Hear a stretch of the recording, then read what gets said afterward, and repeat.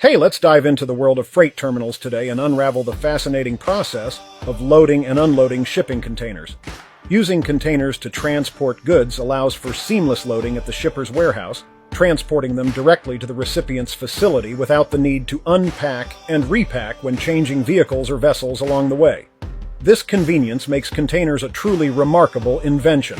The greatest success of containers lies in the standardization of their design and the comprehensive transportation system it has established. Imagine standardizing a massive load weighing tens of tons and using this as the foundation to gradually create a globally interconnected logistics system involving ships, ports, routes, highways, transit stations, bridges, tunnels, and multimodal transportation.